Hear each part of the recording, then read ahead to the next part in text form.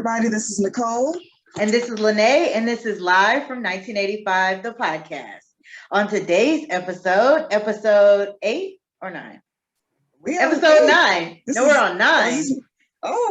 We episode 9. Look, we are moving right along. Doesn't feel like it, but we are. We're making strides.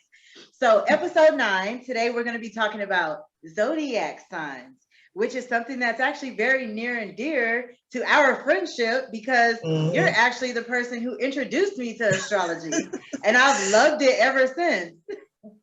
Yes, ma'am. Back in the day, my mom, she gave me this book on astrology, and I started reading it because my mom was into it. She was really into astrology. And once I started reading it and I read about my own sign, and I was like, I felt like it was explaining a lot of my personality traits. I really got into it.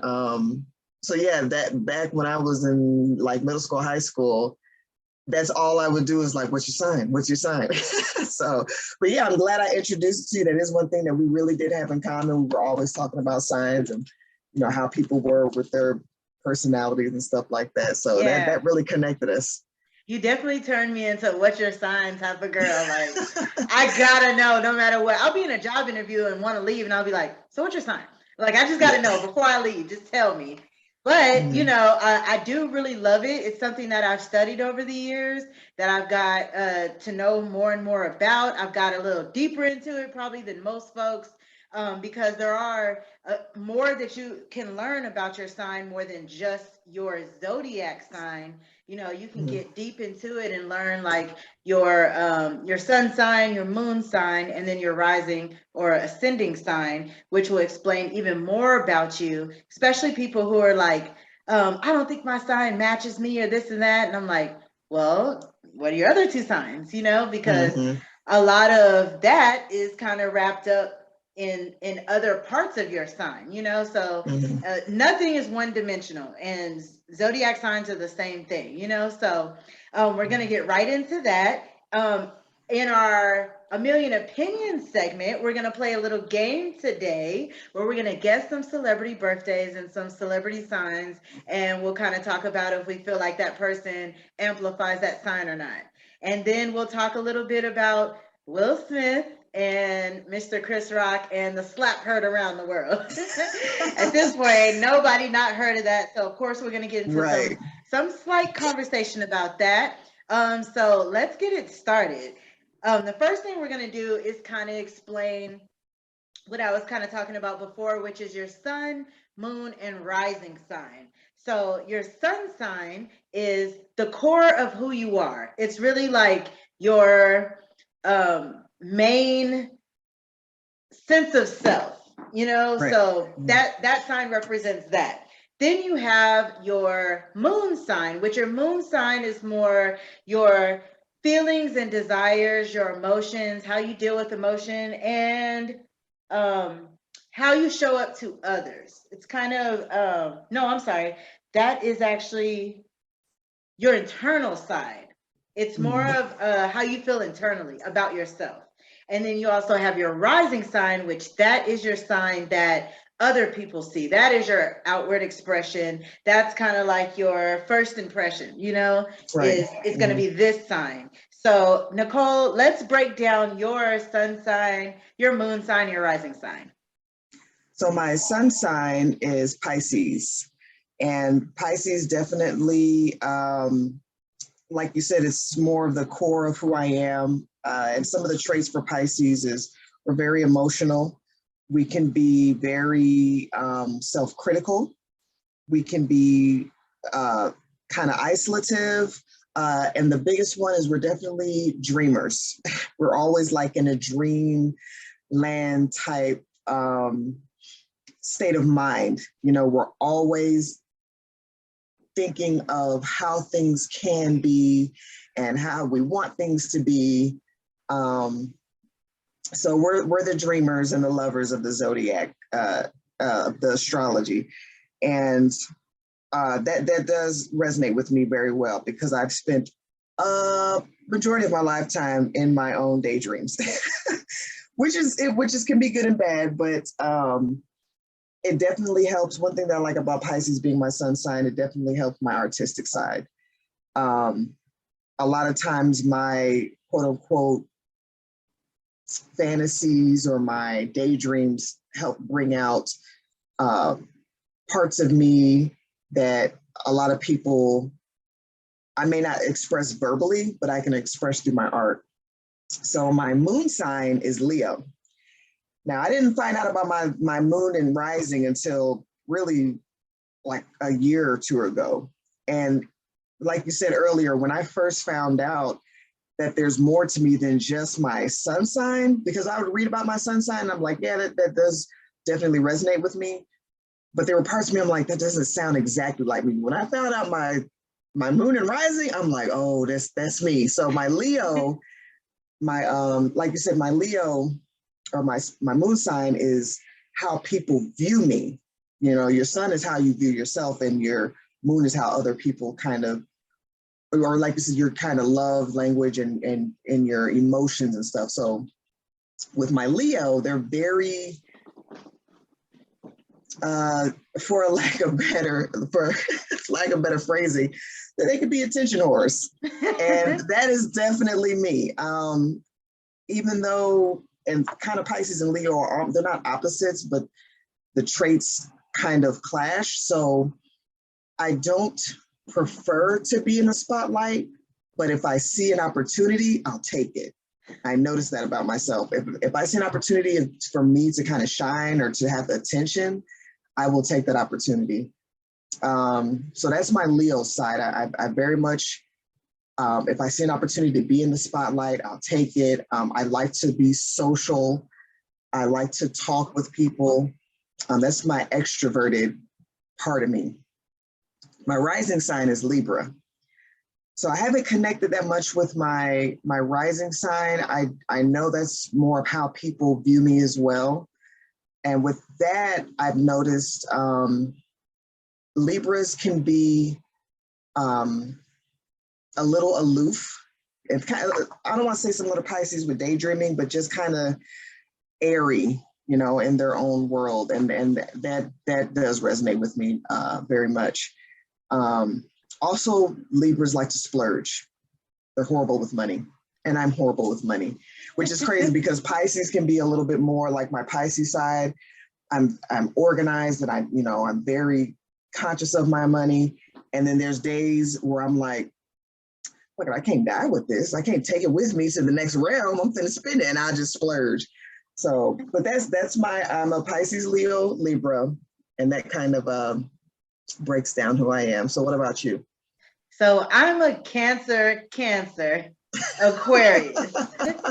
So all three of my, well, actually, Aquarius are actually kind of known to be more detached, but they're still really loving people. But like how I am is a Cancer, and my internal side is also a Cancer, but my outward appearance is more of an Aquarius. And I can see that because I'm very outgoing, more my Cancer side. I'm a homebody, I'm a homemaker, like I love to cook. I like for things to be orderly. I'm affectionate and nurturing, like all of those are Cancer. And that's me all the time, like very, very emotional, sensitive, and all of that. But at the same time, an Aquarius can be very aloof as well, very distant, very to themselves. And like, I love to be around people, but I'm also all about alone time.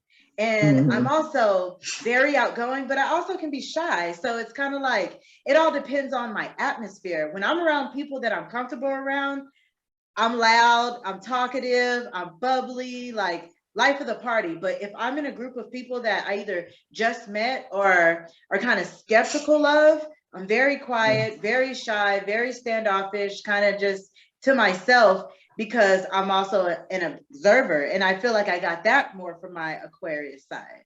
Cancers are very nurturing, very sweet. They are sensitive, but they are very emotionally intelligent. They experience a lot of emotions. And as long as the Cancer gets to the point where it's like a self-actualized person, then they could see these things happening and they can kind of avoid some of the hypersensitive things that they may go through, but other than that, a Cancer is like, a homebody? Is it somebody who's just like affectionate and loving and very nurturing?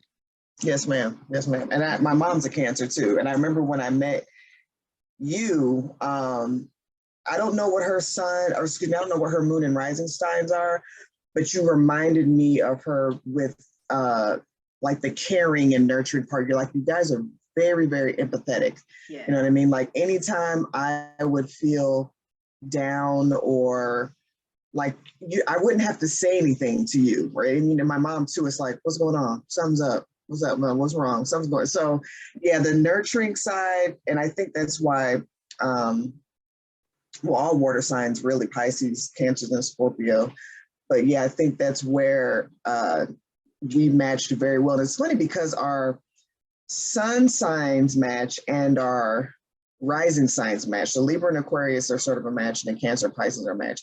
Now my Leo side, I think I can tell because when we would hang out, you were a little bit more reserved, and I wasn't always really outgoing, but I can tell I was always, like I said, sometimes I'd want to be not in the spotlight, because back in high school it was a little different. My moon sign didn't come out as much, but I did. I always would want to. If I saw a chance for a spotlight, I would seek it out.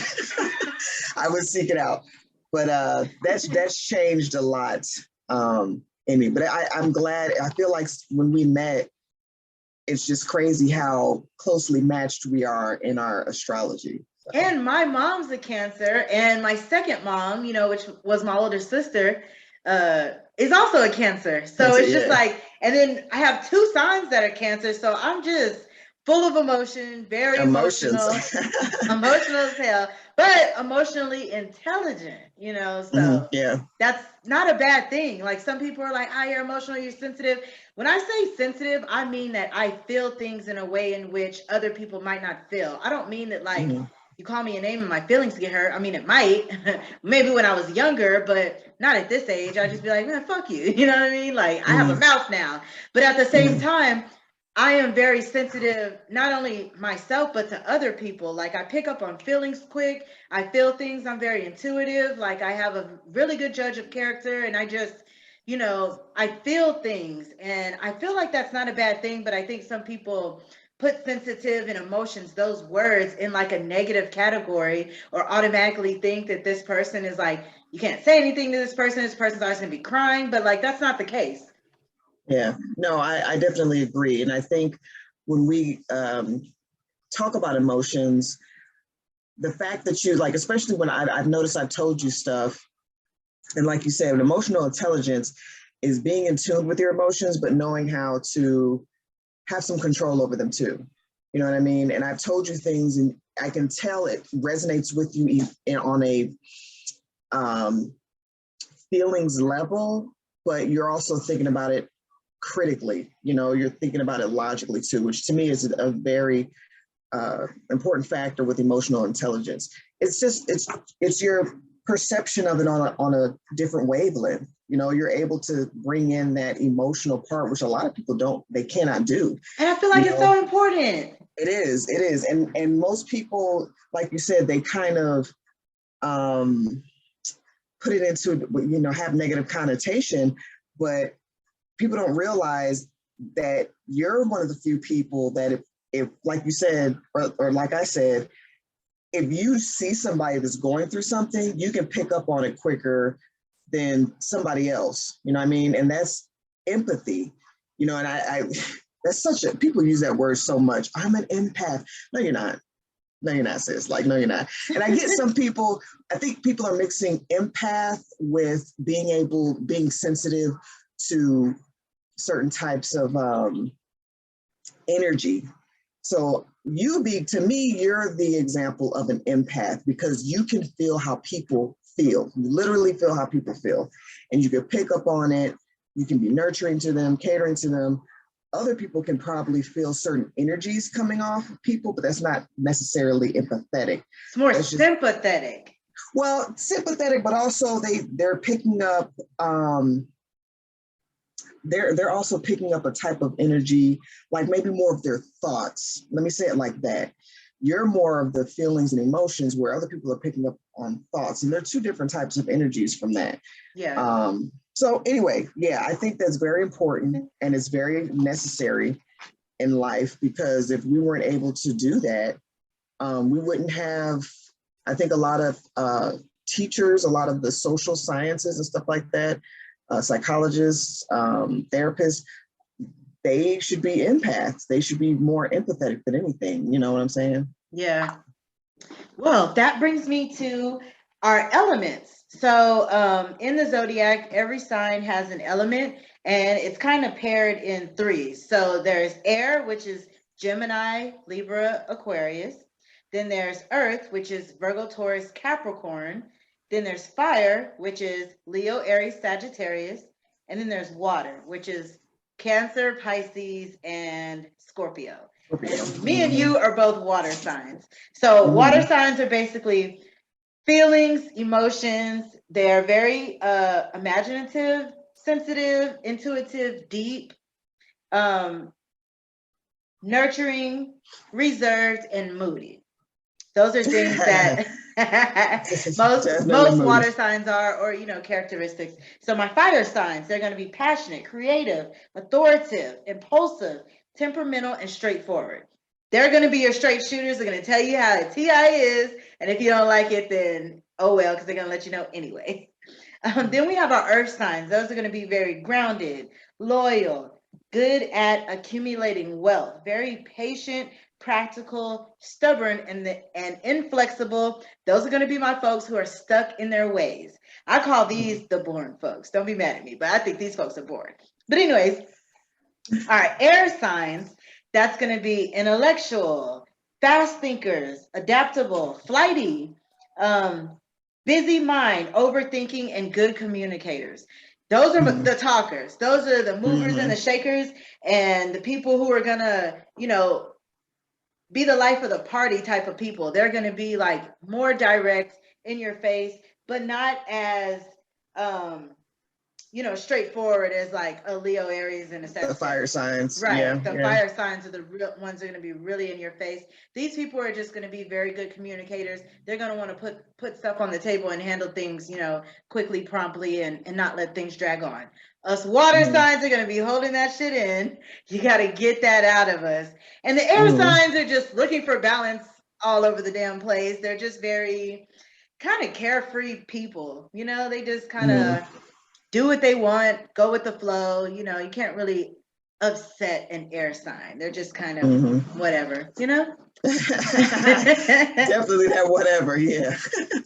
And then we have our qualities, and our qualities are going to be cardinal, mutable, and fixed. And this is basically just talking about your ability to change, if you like change, if you don't like change.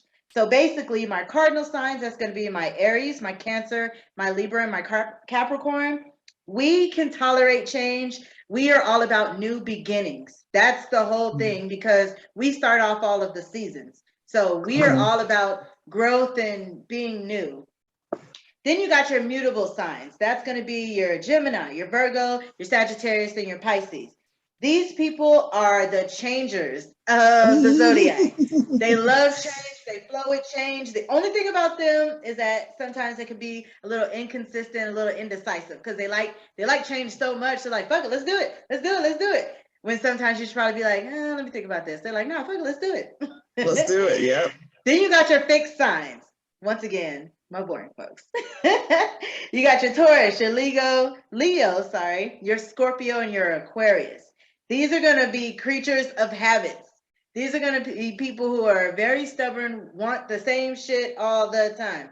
They don't like to switch it up. They have a hard time moving on into change. Not saying that they won't. Of course, everyone has to make change at some point. That's part of growing and things like that. But they are less likely to start a change. They're going to want kind of like an even life. So in that one, I'm a cardinal sign. What are you? I am the mutable sign. So I'm sorry. Am I saying that right? The mutable? I think I say mutable. Yeah, I'm the let's do it. I'm the let's do it. But when you were saying that, that's why I kind of laughed, because I'm definitely I can be inconsistent and I can be indecisive. I can be very indecisive, very inconsistent. And I'm definitely I can be an on the fly type person. You know, like if somebody's like, hey, let's go, let's do this. Okay, let's go, let's do this. Let's just anybody, back before I had kids and stuff like that, if you call me up, it'd be 2, 3 in the morning. Hey man, let's go out. Okay, come pick me up. Let's come through. So that come through. well, not but before I was anytime I was always ready. I was always ready for movement, for change, for something different. Yeah. So yeah, that definitely fits me. That's what's up. So I'm a cardinal sign, and it basically talks about new beginnings, which is definitely me, especially because I'm very in love with my birthday. And I look at my birthday as my own personal holiday. It's like my own personal New Year's, because it's like, as I'm turning a different age, it's a chance for a new beginning. But I kind of look at all things have changed as that. Like, I just started a new job on Monday. So I also started a diet, because when change happens, I just try to throw it all in there at the same time, because I'm like, change is happening. Let's change several things. Everything, like, like this is the time. There's, I'm also I think there's a reason for everything, and that type of person. So I'm now on a diet because I just started a new job, and I'm also trying to watch TV less, and everything just flowed right with that one major change. You know what I mean? Right. So I always have been like that. So to read that, I was like, okay, that is definitely me. I'm very tolerant of change, but I'm okay if things don't change, and I'm okay if it does change. But if a change happens, I feel like it's a starting over in a way. You know what I mean? Yeah. So it's like a renewed. And I like that about cardinal signs, and I think mutable signs and fixed signs can learn from that, because fixed signs, like you said, are really more stuck, and they don't like, or it's more difficult for them to get into change. And mutable, we're all about change. So for me, it's difficult to be consistent with certain things. Like I'll start something and then I'll start, I have no patience. So I'll start something and I want it done now. Let's get it done. So I'm working to become more cardinal if possible. Which is what I like about when I was reading about zodiac signs. All these things you can alter, It doesn't mean that you're stuck like this forever. There's things that you can change within self, which is why I think it's important to learn about your signs. Exactly. I feel the same way. It's something you can definitely work on. It's something you can become self-aware of and make those changes. And I think that's why there's two different types of people or signs. And there's like a self-actualized and then a not self-actualized. Like, these things didn't just come out of nowhere. There is science behind this. There's constellations behind this. There's, stars, and there's a whole study. It's not just, hey, I think you're this and you're this. It all lines up with a certain moment in time that makes all of this actually relevant, I feel like. Oh yeah. And when you read my husband's into astronomy, and if you really look at we say it's astrological, it's astrology, but astrology and astronomy are very close. Astronomy is the study of the stars and where they're located and how they move and everything like that. And it's more than that, way deeper than that. You're talking about the different celestial beings and such, the Earths, the moons, the different planets, everything.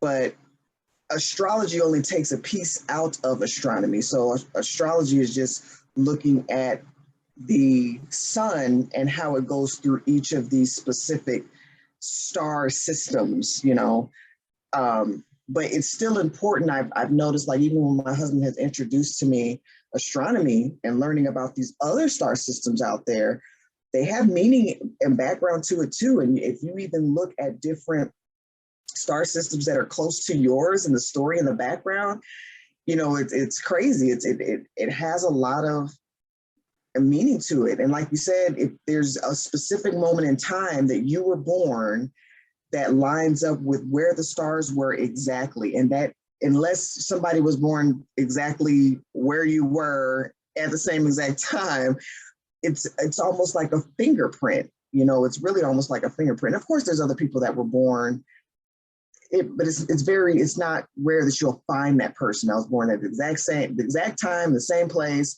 you know.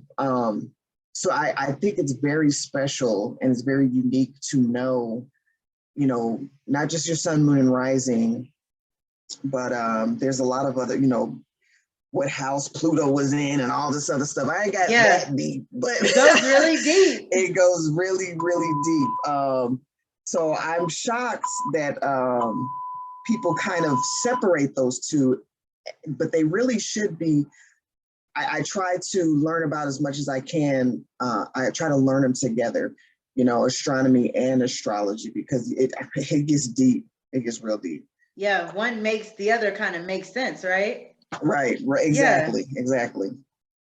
Do you think your sign matches you, and how do you think your sign influences your life? I definitely think my sign matches who I am, my personality. Especially, like I said, when I found out my moon and my rising, it put a lot of things in perspective, because when I would read about just Pisces, just my sun sign, I'm like, this is me. You know, I'm very you know, quiet and reserved and dreamy and emotional and, you know, all these things. But I was very impulsive. I was very, with my words, I would be very straightforward with people. When I talk, I could be kind of curt. And I didn't know where that came from, because that's not really indicative of how a Pisces is. So when I learned my sun sign as a Leo, or my moon sign as a Leo, I'm like, oh, that's where that comes from. You know, because Leos can be, you know, very direct. They can be a little bit more assertive, you know, and so that really cleared a lot of things up for me. And my money too. Like I said, Libras are a little bit more frivolous with their money. And also they can be a little bit more airy. So yeah, my signs definitely, they go with my lifestyle, and it used to influence my life. How can I say this? It used to have a much more direct influence on my life until I started reading more about how, again, astrology may be sort of a basis of your personality, but it's also letting you know how you can change things. You know, it lets you know how you can adapt, is the word I'm looking for. So I try to work on not being so direct. I try to be more careful with my words, because I know what I say and how I say things to people, it affects them, you know. As well as my Pisces side, I can be very in my own world. Like I'm a daydreamer at heart, and you can be sitting there talking to me and I'm just gone in my own world. And I've learned I can't do that as much. I have to be more grounded. You know, I was not grounded for a long time, and being grounded and connected to not just the earth, but people, and you know, just being able to connect, you know, with everything around me. I had to learn how to do that a little bit better, and not just be, when something happened, what it is it was a coping mechanism. If I was going through something, I'm gone. Like I just disconnect. And here's the crazy thing. So me and my husband watch a lot of this Things You Never Knew on YouTube. And it brought up, it said who, you know, the most common sign for a serial killer. And the first thing, I thought of a different sign. I'm not gonna say the sign I thought of, but I did not think, when they said Pisces, I said, what? So the most serial killers are more commonly Pisces, but it's what they said was, it really made sense. So Pisces can be very emotionally attached and emotionally open to people. Like I never have a negative outlook on somebody I first meet. I don't have that read a book by its cover. I always give people the benefit of the doubt. You know, I'm always positive. I'm always, you know, opening myself and connecting with people. And we allow ourselves to get hurt and keep giving people second chances. But the problem is you do that so much, you get crazy. We snap because the thing is, and I won't speak for every Pisces on this part, but I know I've noticed I've opened myself to people and I always have this positive outlook, like things can be great and things can be wonderful and let's just all connect and have this, you know, I'm in my dream world, my nirvana, like we can have this beautiful thing. And people kind of like, no, we can't, because we got all different personalities and, you know, people can be messed up sometimes. So I start thinking I kind of go into self-loathing, like it's my fault. We have it, and I won't, like I said, I won't speak for all Pisces, but I know I've met other Pisces where we have like this self-loathing, like it's our fault that we couldn't fix what's going on. And when people kind of take advantage of our kindness and mistake it as weakness, it's like, okay, I'll show you weak. I'll show you weak, all right. Oh, we don't get into that. Then snap. Oh, Lord, you about to go to jail. then we snap. And it's funny because I can feel myself getting to that point. You know, I'll give and I'll give and I'll give and I'll give. And if I keep giving you an inch and you take a mile, 100 miles later, I will snap. I will just, and I've never done anything horrible. My thing is I disconnect. If I snap, I disconnect from you. I don't do anything that's vindictive or get back. I will just disappear. You just won't hear from me ever again.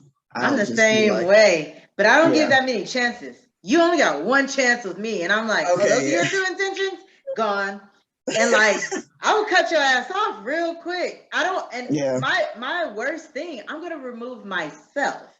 You know, that's it. Like, but I don't give people that many chances because I do give everyone the benefit of the doubt. So, but I also see people for who they are very quickly, but I give everyone the benefit of the doubt. But if I can see your true intentions, I cut it off right then and there. Like I have boundaries, quick, done, like, and I'm done with you. So the one thing about Cancers I will say is that they can be holder-inners. And I say that, I think I've said that before, that's my word, but we're very much emotional, but we're very passive aggressive. We're not straightforward emotional because we have a problem expressing our emotions, mainly because I feel like we don't think people will understand, or we feel like people might not care. I don't really know what it is. And I know what it is, actually. Non-confrontational. That's what it really is. I don't like conflict. So at the end of the day, if I feel like something that I might say is going to be, you know, create a conflict, I just don't say it. And I hold it in and hold it in and hold it in. But I don't snap. I just leave, which is probably worse. But that's just what I've done. But I am aware of it. I'm very self-aware. So I'm working on being able to tell people that. And it's also crazy because I'm doing this training at work. Have to watch all these videos. And today it was about being passive aggressive. And I'm like, I wonder what they're going to say, you know, passive aggressive is. And so they gave examples and stuff. I was like, damn, I do that. That is so me, you know? So it made me realize, like, I got to stop being like that. I got to get over whatever fear I have of conflict so I can be able to express myself more. But that's the only really downfall I can say about a Cancer. And maybe, I don't know. I think that's really the worst. And then the rest of it's like all love and soft shit. No, like I said, me and my mom are, I'd have to say she's a best friend, you know, but she holds stuff in. And it's not just holding it in, because I think all water signs, Scorpios, Pisces, and Cancers have a way of holding stuff in. But like you say, for Cancers, they hold it in. But they it's like they never let, even if you were to come to forgive someone, or I'll speak on behalf of my mom and a couple of other Cancers I met, they never forget. No, they we don't. Never forget. They will hold it in. And my mom will, she will remember like something that happened 40 years ago. And she's like, oh, who's coming over? Oh yeah, that's that mother effer that did this. And I'm like, that was like 40 years ago. But she brings that feeling to the forefront. Right. We remember it. We hold on to that. And I was reading this book today, and it's this book right here. Okay. Black Sun Signs. This is one of the books I was reading, and it was talking about a Cancer child. And it was saying that, like, you have to give Cancer a lot of love, even though they are pretty much independent children, like, but the main thing is that when Cancers have negative experiences, they hold on to it. Like, they don't forget it, because our feelings are so deep. We might not even remember like what was said or what happened, but we remember how we felt. The emotion, and that feeling that feeling doesn't go away. And if you do a Cancer wrong, you might as well leave them alone, because you're never gonna get the full them, because we're boundary type of people. Like, oh, boop, boop, and we'll build that wall, and you'll never be able to climb it. You'll never be able to climb it because you fucked up. Y'all be building the wall like Trump talking about he built that wall. She has walls that Cancers build walls that only they can break down. I'll say that. Pisces, we build walls, but we allow other people to. The way we hold it in is, like I said, we hold it in and we remember the emotion too. But again, if it's to the point, we will detach. We kind of go, like I said, into this self-loathing, like, what did I do to cause this person to be this way? What did I do? What did I do? And we'll just become more and more detached, because if you're going to continue to tell me, if I'm going to continue to get hurt and I'm continuing to take the blame for it, and I'm always trying to change, and you're like, well, you done this, you done this, you done this, you done this. At some point, I'm like, well, there's nothing I can do correctly to put you in a mind state of being, comfortable or happy or whatever. So we'll just detach. That's how we kind of hold ours in. With Scorpios, girl, they're a whole nother. Scorpios are the vindictive ones. Oh, you hurt them and they come to scratch your car and burn your house down. Like, shit. Okay. Yeah, Scorpios. And I'll just say from my personal experience and kind of what I read, but Scorpios are definitely, the water sign that if you hurt them, they're going to hurt you back. They're an eye for an eye sign. I can be like that too now, but I have to really be done with you. If I have any inkling of I might forgive you later, I would never do that. But if I'm done with you, you might want to be careful. Really? Hell yeah. If I'm done with you, I don't ever want to see you. Like, I hope if I see you in the streets, I'm turning the other way. Like, I don't want to see you. I don't want to, put on a fake smile. Like, I try to detach myself 100%. And it's rare though. It's very, very rare. You really have to do something horrible to me for me to get to that point. But when it happens, that's, to me, for a Pisces, that's the kind of the worst that will happen to you, because I feel like I'm such a giver and I'm gonna do everything I can to make you happy and make you feel good, that if you hurt me to the point that you lose me, like, that's what you're losing. You're losing me and everything that I have to offer. I ain't gonna try to hurt you. I'm gonna just vacate from your life. And in my mind, and this is kind of where my Leo side comes in. And I'm working on this too, because in my mind, I'm a little egotistical, and I'm like, I'm the shit. You ain't gonna find another one like me. Everything that I'm giving you, I'm taking it back. Now go try to find somebody else to do for you like I did. No, I feel the same way. But if I really hate you, you might want to be careful. You'll get some chili in them. I will say this. I don't touch nobody's shit. I would never put my hands on a man or a woman. Yeah. I don't fight at all. I'm not really confrontational at all. But if it comes down to it, I'm going to let you know how I feel with my words. And I can cut a motherfucker if I need to, But for the most part, I'm not that way.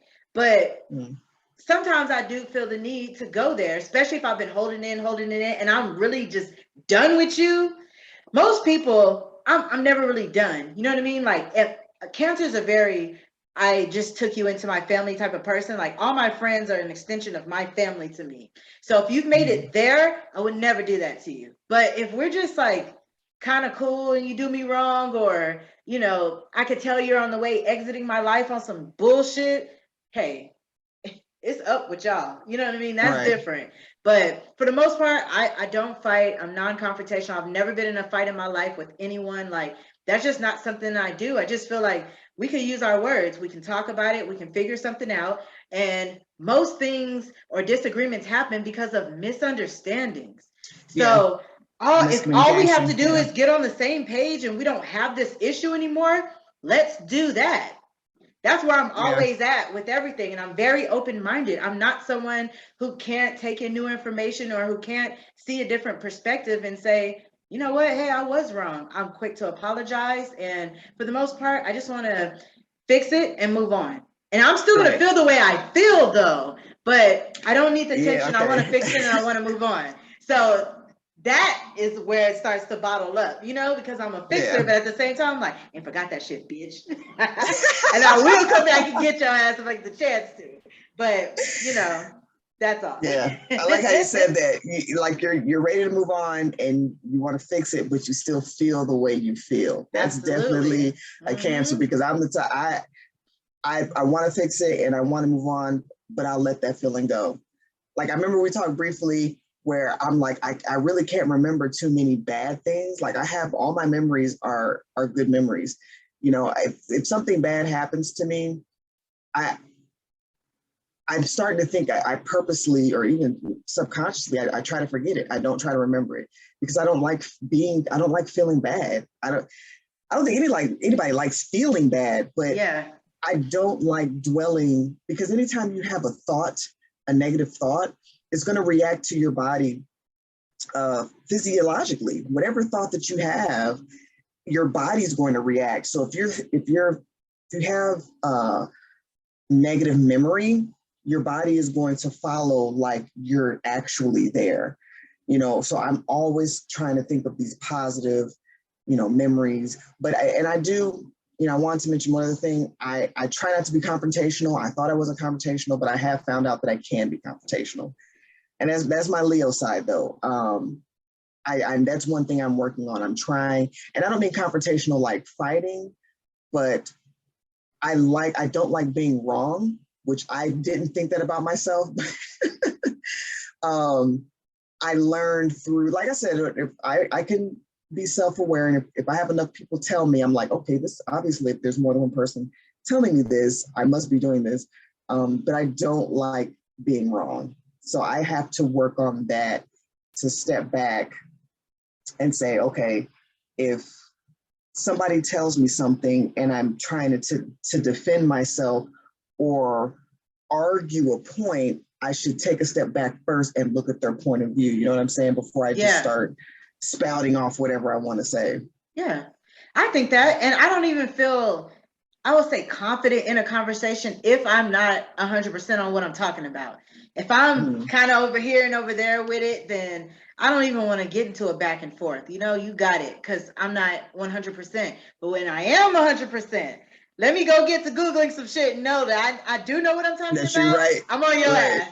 But I have to know that. I have to have that confidence first, because I don't want it to turn into a conflict and I don't know what I'm talking about. Like, that's just not something, you know?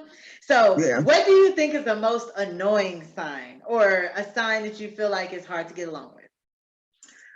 I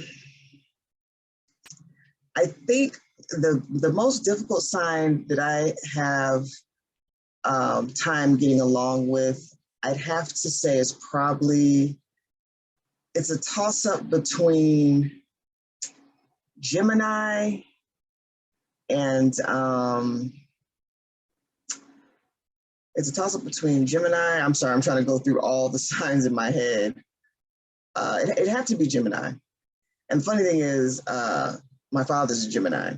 So the things about Geminis and I is they're very, you know, Geminis, their zodiac, their symbol is the twins. They're mirrored twins looking at each other. And every Gemini that I've met personally, they have this deep side to them, but they have this shallow side to them. And it's very opposite, you know, and I can have a conversation when it's just one-on-one with them. Like it's this deep, like they can be very intelligent. They can be very knowledgeable, but when they get around other people, they change who they are. And I don't like that. Like that is a huge turnoff for me. Be who you are all the time. And I know some people have a different way of being, like at work or around your friends, or, you know, that's different. But your whole personality changes from like person to person. Yeah. You know, I don't like that. And Geminis can be very shallow. They can be very shallow. They can be very materialistic. They can be very, you know, and it's like I can kind of see them for who they are, and they don't like that, and we clash. We clash bad. And I'll point something out like, you said this, but you're acting like this, and that don't match. And it's kind of an excuse that comes out, well, and I'm gonna just use my dad, for example.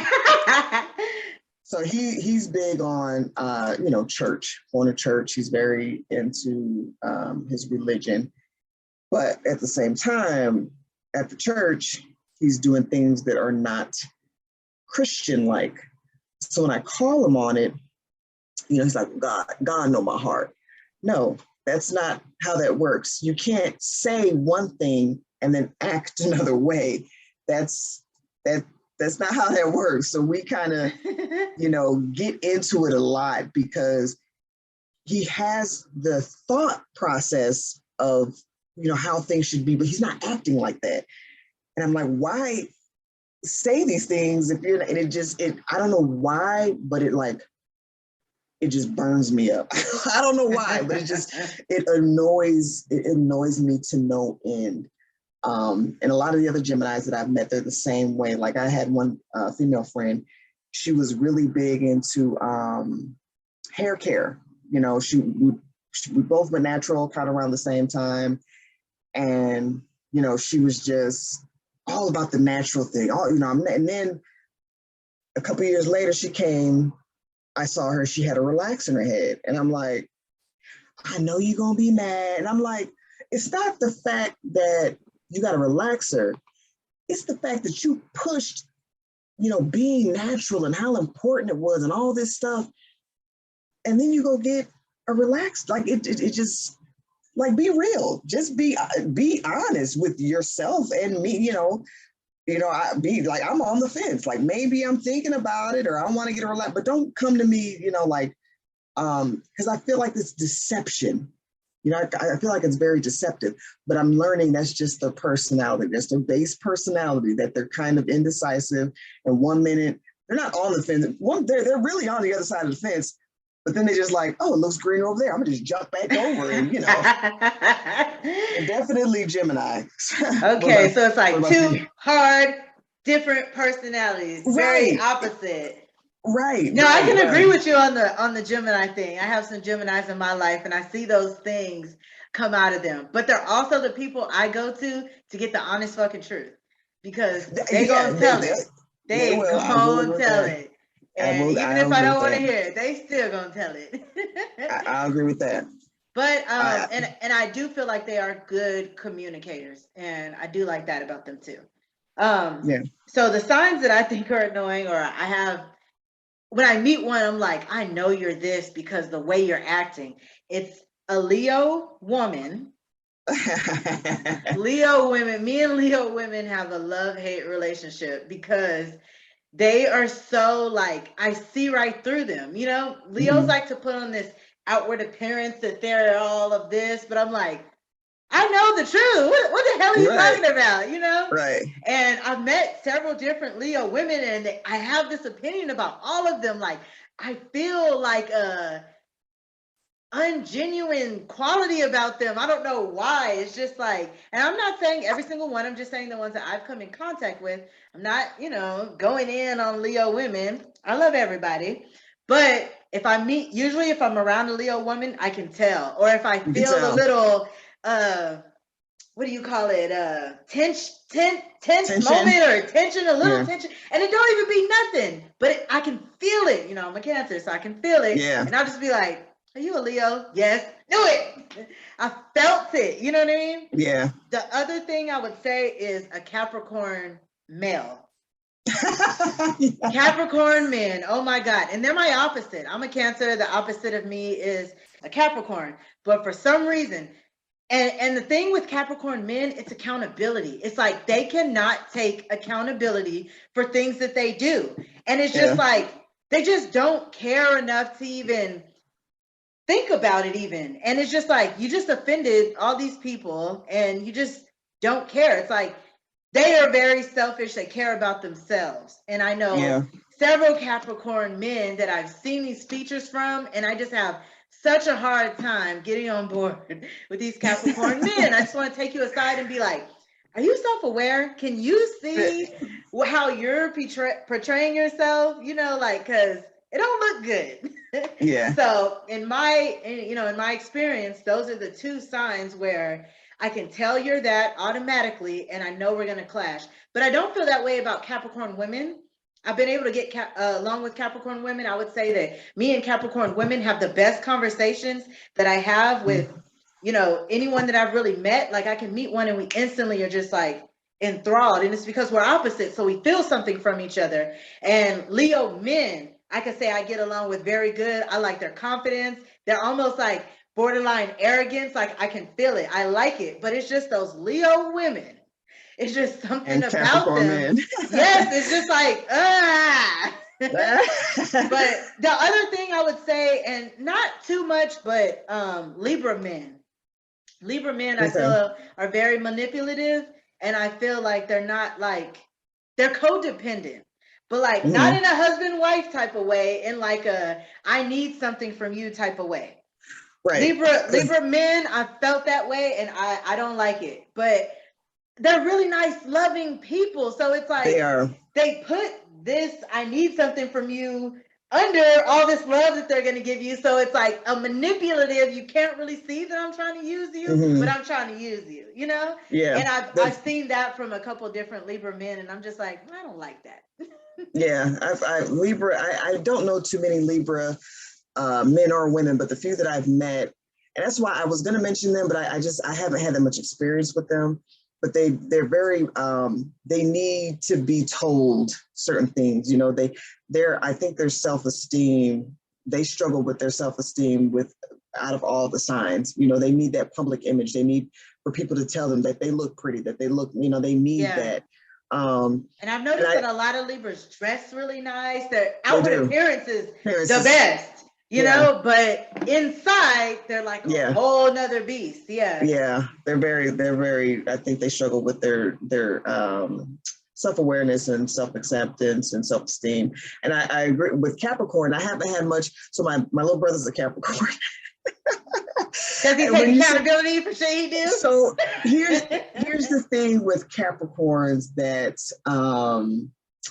again, I don't know too many. He's the only real Capricorn male that I've had a lot of interaction with. Capricorn, he does it at a very, very personal level. So outwardly, he's like, yeah, this is everybody's fault. You know, all this is happening to me. But I've had conversations with him where he's like, no, I know I got some issues. But it's funny because Capricorns and Cancers are opposite, but they have some similarities.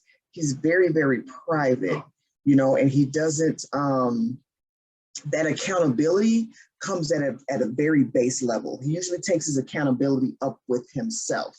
So I've talked with that.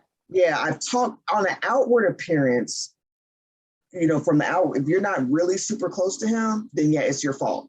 And he ain't taking accountability. It's more like that pride. He has a lot of pride. He doesn't want it to look like it's his fault.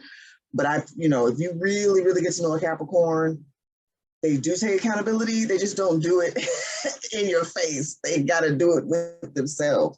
And the funny thing, my opposite is a Virgo, and I've never had too many issues with them. I think Virgo women can be very egotistical. Like they always think they're right about everything. But Virgo men, I just find are very boring. Every Virgo man that I've met, I've found very boring and very also sort of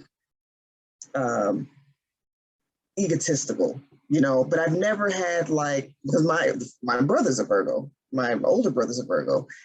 And I don't mean boring because he's a fun person to be around and stuff like that. But when he gets to talking, you know, I gotta I gotta focus because he's very, you know, the way he talks is just very like a book. Like you're yes. reading a Oh book. my God, that's my husband. I know exactly what you mean. So you I'm do gotta like, focus because I'm like, yeah. No. So even though we're opposites, I've never clashed with them, but we definitely don't.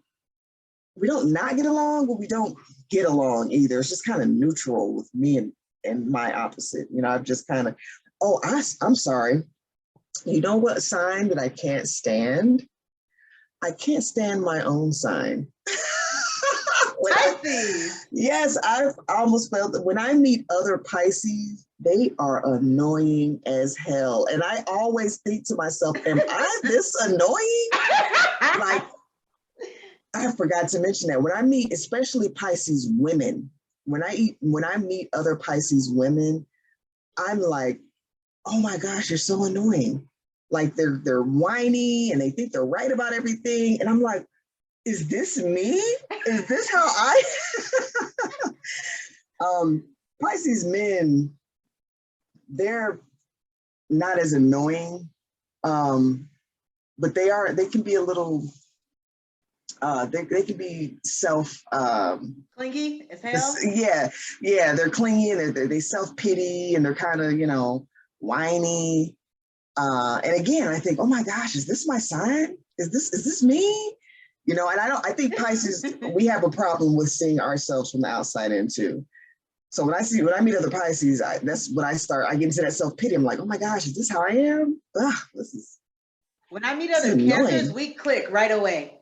It's like we feel each other, we understand each other on like some kind of subconscious level, and we just know. So this new job that I just took, everyone in the office is a water sign. 3 Cancers, really? 3 Cancers and a Scorpio. Wow. So my manager's a Cancer. His birthday is actually the day after mine. My other coworker is a June Cancer. I'm a July Cancer, and then my assistant manager is a Scorpio. And so I'm like, wow, this office is full of emotion. Yeah, it's a good mix though. Cancers. No, but I feel like we're gonna work together really well. Like the vibe in the office is nothing I've ever felt before, because I've always worked with like fire signs and air signs. I don't work with a whole lot of water signs. I don't think I really. No, actually, I work with a lot of earth signs and fire signs. Those are 2 signs that I've more worked with. But this is like everyone's so calm, it's so quiet, everything's organized, everyone's playing their part. You know what I mean? Because it's just like we're all Cancers, and you know, and the Scorpio, who's very intellectual and very, you know, on their shit. So, and then also private. So it's kind of like we all have kind of like a privacy, but then still like an openness too. So it's really nice. Yeah, I will say the best sign that I've worked with. I love working with Scorpios, Capricorns, and surprisingly Virgos. Virgos, they're very, very diligent. They put hard work into their work. Now, I will say this about a Virgo. All my Virgo friends, I never worry about them because a Virgo is going to have their shit in line. Yeah. Even if they got to go from job to job to job, because I have noticed that a lot of them, you know, like to change it up, you know, but at the same time, they're very consistent. Like they're always going to have their shit together.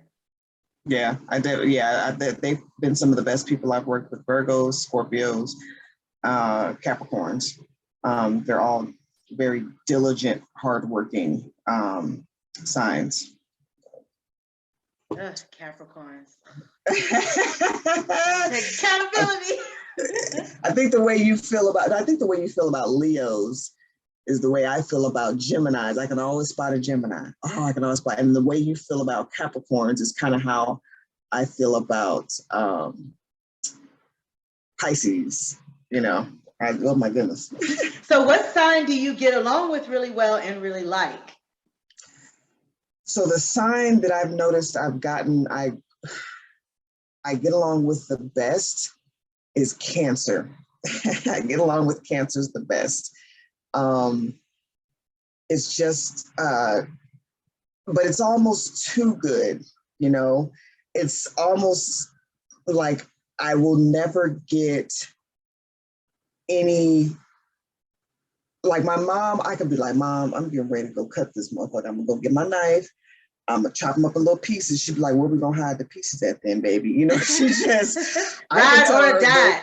Right. It's like I can tell her the words, like she doesn't ever correct me, and sometimes I need that. I know I need that. Me and Cancers, it's like I get into this deep, I don't know, it's like this deep, dark well of emotion and just I have to come out sometimes because we agree on so much that I forget, we kind of create our own little world.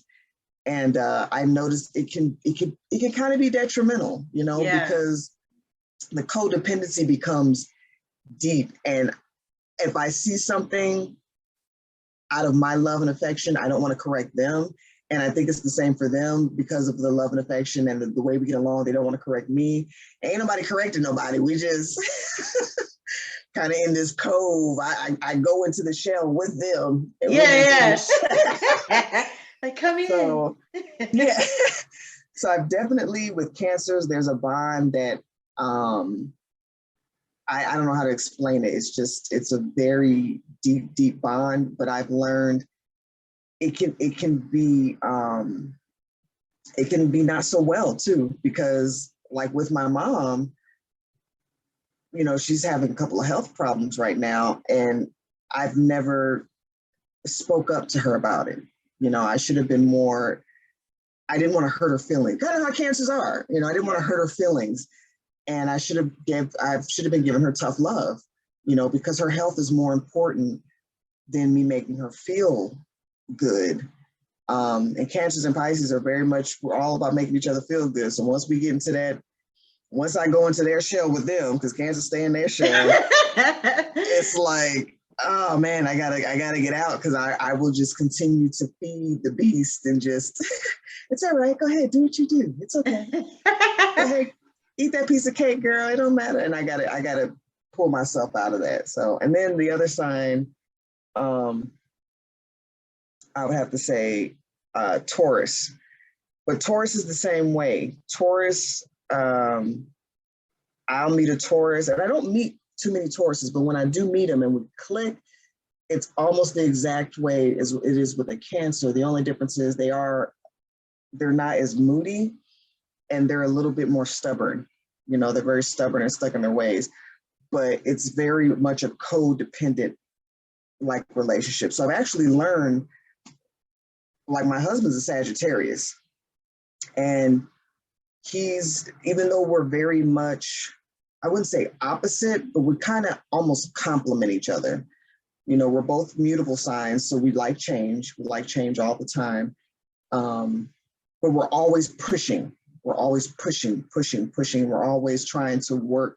Like I know he's more worried about my well-being than he's worried about my emotions, which I know some people are like, ugh. But I for me, being who I am, I know that's best for me. I'd rather you make sure I'm healthy and that I'm living well than worry about hurting my feelings.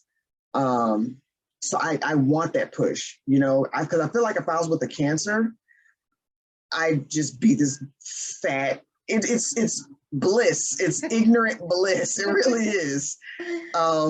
Which feels real good, but it's not always good for you. But with my husband, he's like, oh, nah, you getting fat. No, you can't eat that cake. You can't have that. You can't do that. So I kind of need that a little bit of conflict to help keep me on the right track. So what about you? What's your signs that you get along with or like to be around the most? So I would definitely say Virgo, number one. Mm-hmm. A lot of my friends are Virgos. I connect with Virgos like instantly. I don't know what it is. It's just like, it's always magic. Only thing about Virgos, sometimes when I want to have a pity party, they are not the ones to go to. They don't give a damn about your pity party. Like, I call my husband crying. He's like, "Are you crying?" And I'm like, "Dude, I'm having a bad day." And you're over here like, "Fuck are you crying for?" You know? So Yeah.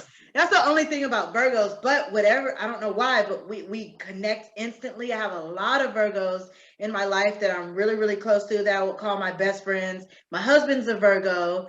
So Virgos, we always click really good. And I'm really attached to more emotional signs for the most part. But the weird thing is, the other sign that I feel like I get along really well with is Aries. And I say that because Aries are very outward with what they think, what they say, how they are, but they also have a very calm, sweet side to them. And I have a lot of Aries friends, and me and them always click. They're always a lot of fun. They'll always tell you the truth. And they're argumentative, but in a good way. It's like we get into this back and forth, but it's like an intellectual back and forth.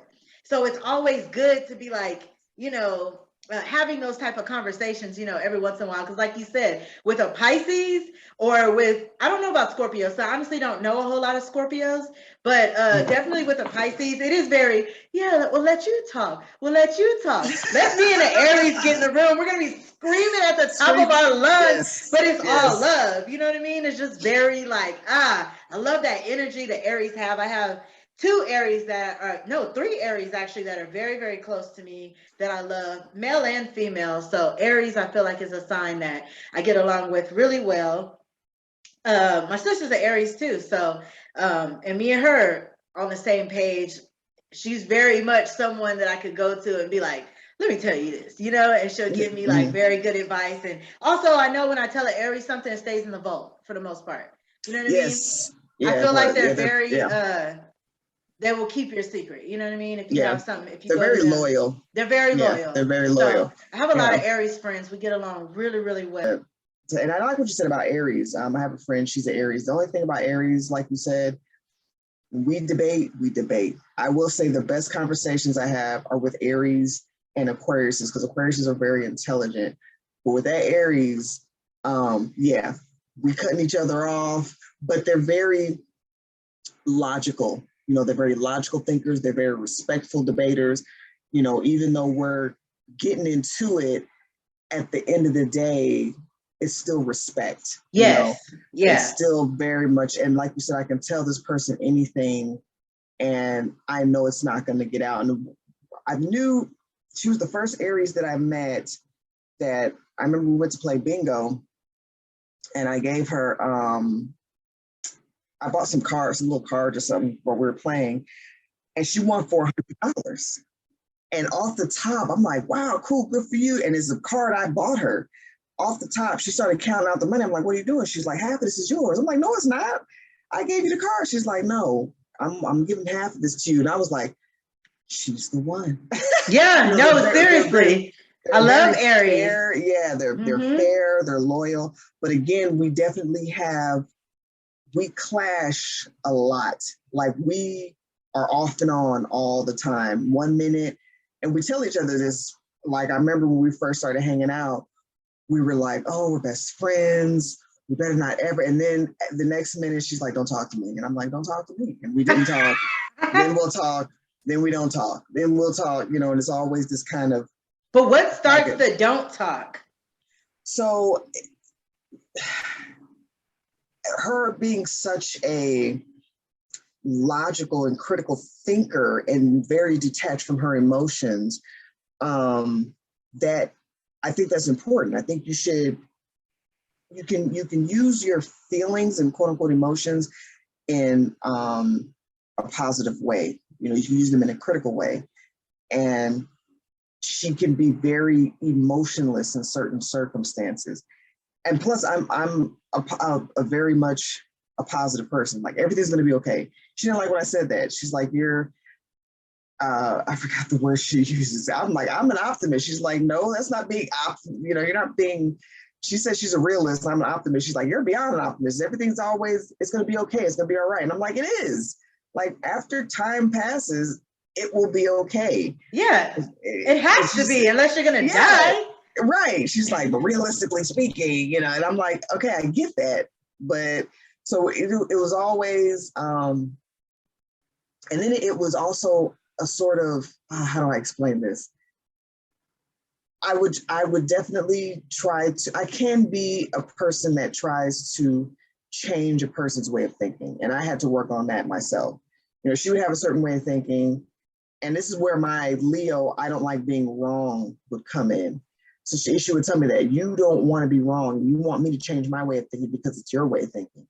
And I'm like, oh, wow, you're right. But I'm like, it's always in your best interest. If I find something that's hurting you or that you're unhappy with, then yeah, I'm going to try to shift your way of thinking so you don't have to deal with that.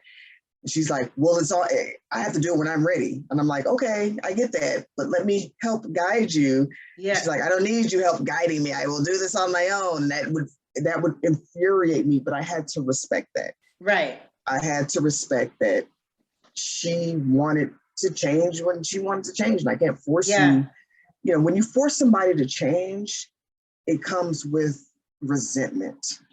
If somebody changes because they're doing it for you, there's going to be a person has to change on their own in their time. If not, you're going to be met with resentment and resistance too. And I will say, my Aries friends, they're kind of loners, and they all have their own thoughts, and it's not to change an Aries thought. What they think is what they think. But that's what I like about them, though. It's like, all right, you got your own thoughts. I do too. Let's share thoughts. But they do take it to another level where they're like, you need to believe this. But I'm like, no, I'm going to keep whatever I think. But I am open-minded. So I'm always up for the debate, just because I'm like, I never thought about that like that, but at the end of the day, I'm going to form my own opinion. I'm very much my own person. And, that's just how that goes. So what is your husband's sign? I know we talked about that a little. I know your husband is Sagittarius and mine is a Virgo. But are you guys compatible? And how do you think you guys' signs mesh? So per the verbiage in books that I've read, we're technically not compatible. Or it says that I like the books that I read that tell you how to be compatible with. I think all signs have the ability to be compatible. Every sign just has to sacrifice something. So with me and my husband, technically our signs aren't really compatible, but we have to work very hard in order to be compatible. So our biggest issue, and really between even other Sagittarius, and I haven't met too many Sagittariuses, but the Sagittarius that I have met and dealt with, our biggest issue is communication. It's always been communication. It's like, I don't quite, because they're being a fire sign, they're very direct, but they can also be a kind of indirect. You know what I mean? Like, I don't know how to explain it. It's like, they don't like repeating themselves. They're going to say it once, and that's all you're going to get. Even when I've met Leos and Aries, they don't feel like they need to tell you time. And my Aries friend, she's like, I already told you that. Why do I need to tell you again? But so the communication is the biggest issue, I think, between me and Sagittarius, or me and my husband, because the way he communicates is very different from me. He's very logical, critical. He's going to tell you like it is per how it's written, where I'm emotional and I'm feeling and I think like, so I've tried to change that. But it made me realize how imperative communication is. Yeah. Communication is so important in a relationship.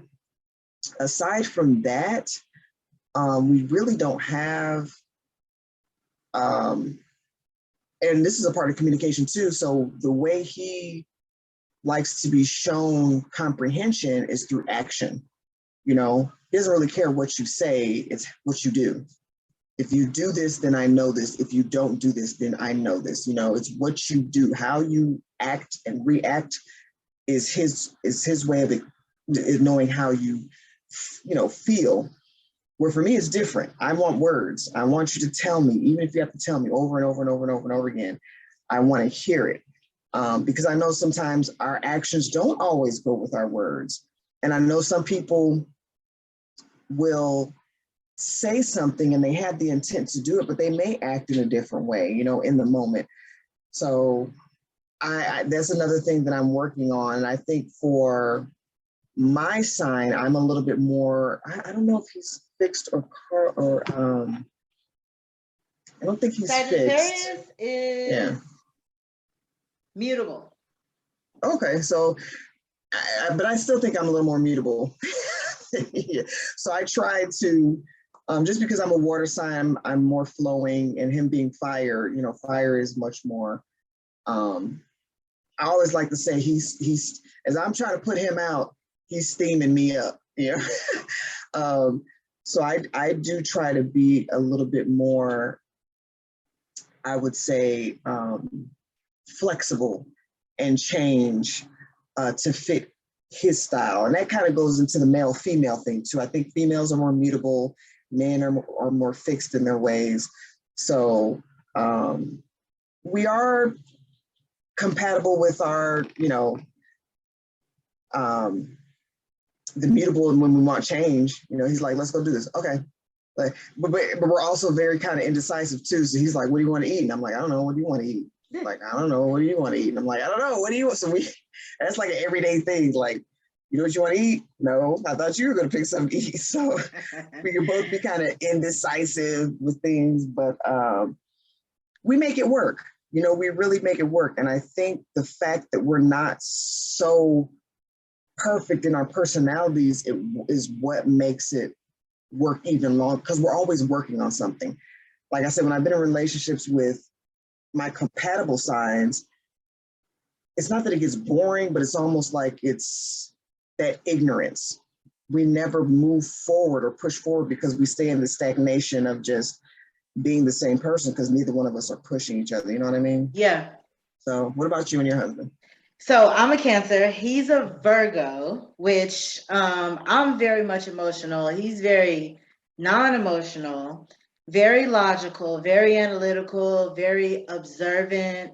I'm more loud talking. He's very much boring. Like Virgos are kind of just do their thing. They go to work, they make the money, they come home. Very goal focused though. So, they're in that world, but the only thing I can say is just the emotional part. He doesn't really feed into my emotions all that well, but he also gives me alone time, which is another thing that I require. So it kind of balances out in a way. I don't know how, but it just does. Like it ends up working because he makes me grounded, because I could be very just a daydreamer in my own head, just, not caring about anything. It's just like, it's whatever. But, he really has a plan for life, and he's like on the right path, and he's very stable, which is like my number one thing that I could say that is important to me in a relationship is just stability.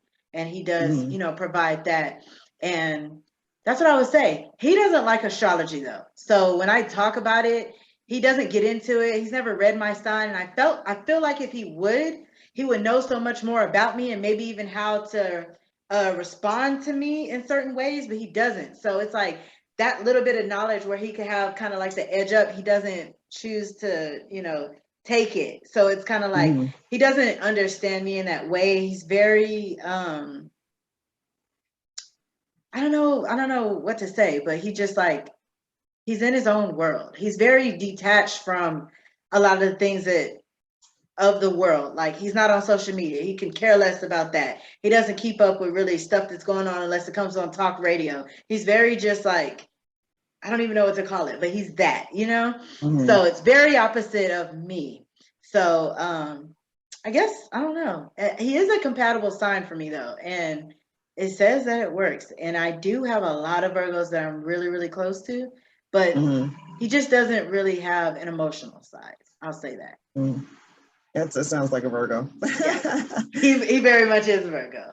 But Yeah. it's not a bad thing. And it's crazy because I have this other book, which is this book right here.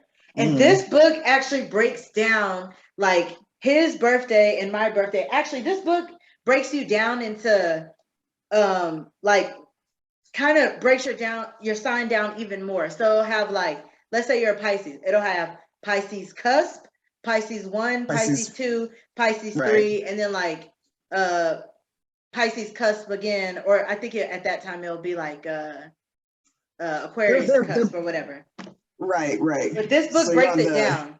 So it has in here like my husband's sign and my sign, like based off of, you know, I think he's like Virgo 1 and I'm like Cancer 3 or something like that. And it describes our relationship perfectly, which is it's a match made in heaven, but we're both so individual in a way that it's a choice for us to be together. And when we no longer choose it, that's when we'll kind of not make sense anymore because neither one of us needs the other. Like, you know, and I'm not talking about financially, but it's just like we both are so individuals. We're not codependent in a way.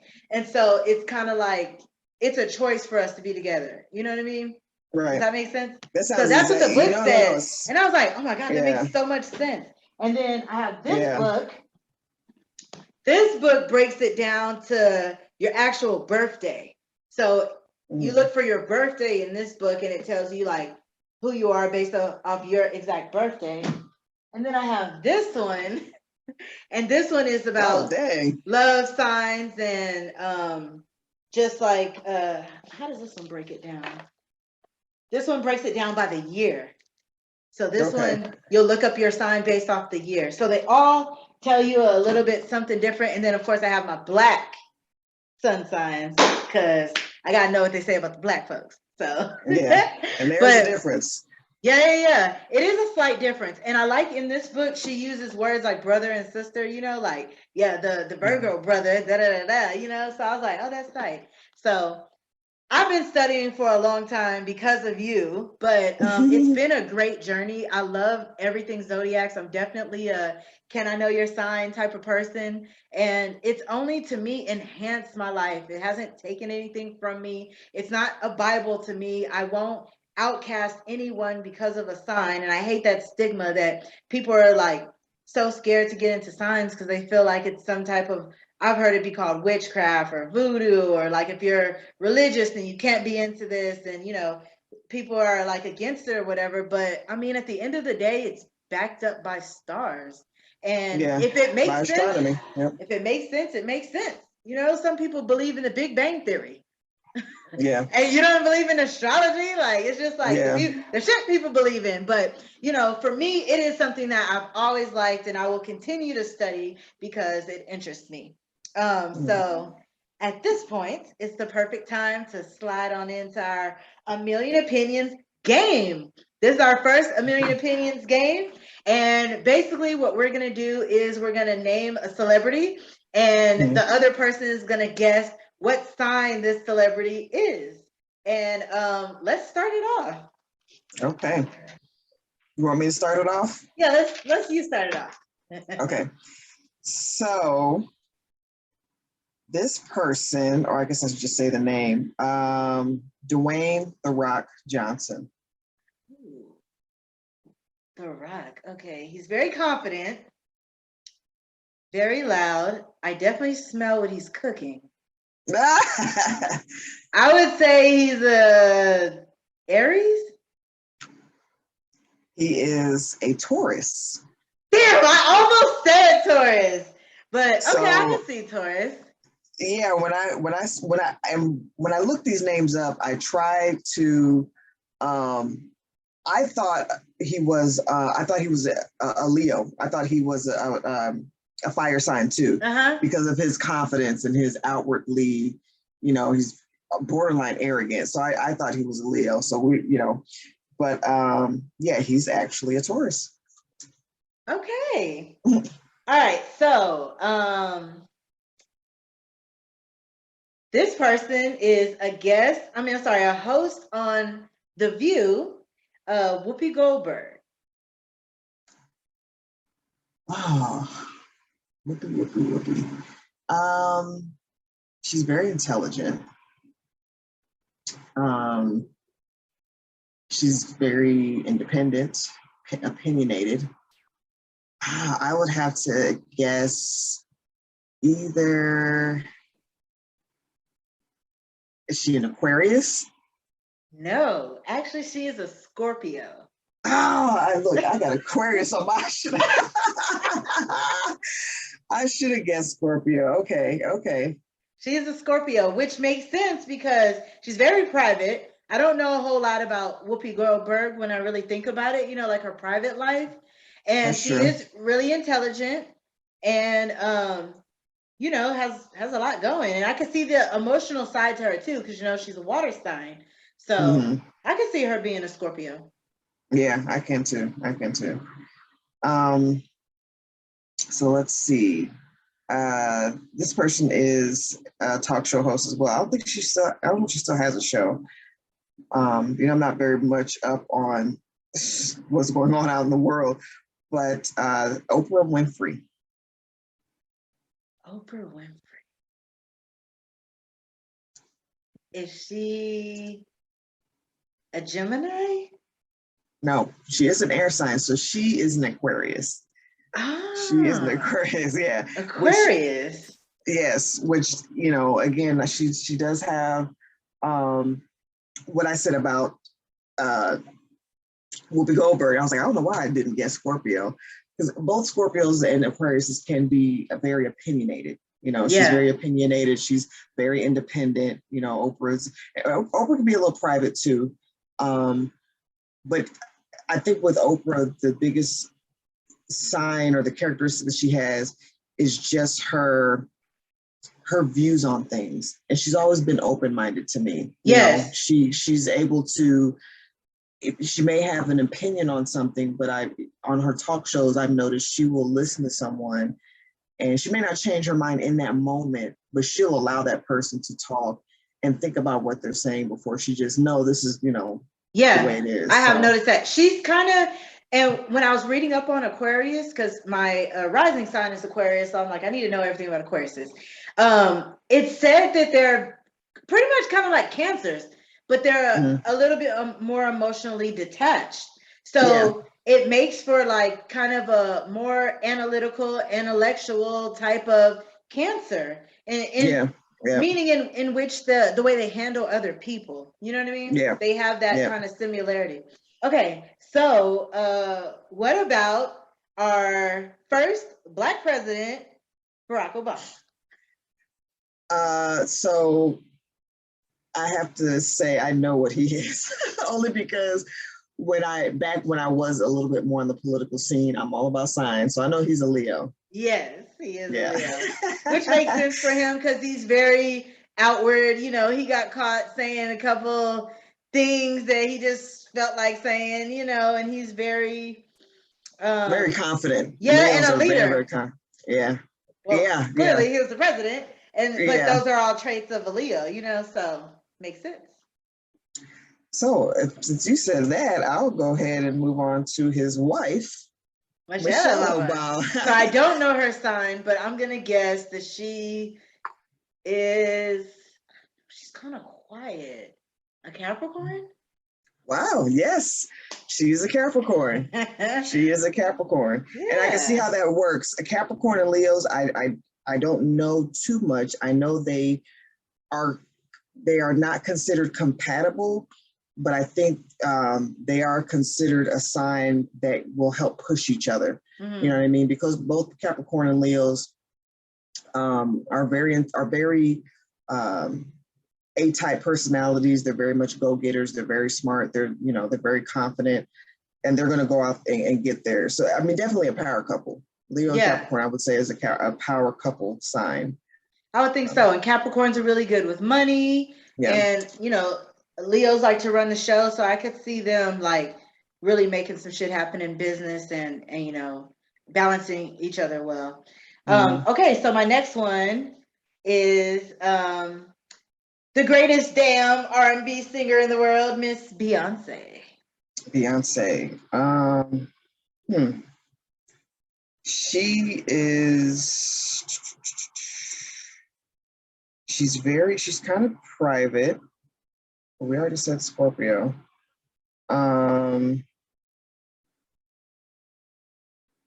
She's not really, I don't know. I'm trying to remember the other signs you said. She's not, I don't think she's a Libra. I've never seen her as like an assertive, outwardly, overly confident. But the privacy, I would say Virgo. She is a Virgo. Okay, only because Virgos can be pretty private. Yes. They can be pretty and very themselves. Quiet and kind of like, even like when she's performing, when she's not performing, it's very much the opposite. She has that alter ego thing going on because and she developed that because she is such a Virgo, and Virgos are very loyal. Virgos are not the leaver. Virgos are the ones that are like, work it out. And that is indicative of her and her relationship with Jay-Z, worked it out, but like once you lose a Virgo, you do. That's the one thing I can say. But, that was able to be mended or whatever, but that's definitely a Virgo trait, her loyalty.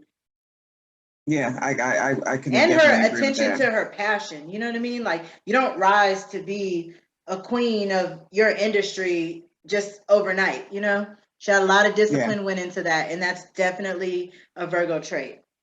Yeah, she's a hard worker. She doesn't seem like she splurge. Virgos don't splurge. They don't. I mean, of course they splurge because they got all that money, but she still seems very self-conscious of how she lives her life. She seems really serious. Like her demeanor outside, and that's another thing. Virgos are really serious. They have they can be, have like a more serious demeanor. Yeah, definitely. So, the next one that I have, I'll do this one. So this person is no longer with us. Prince. Prince gotta be a Aries or a Gemini.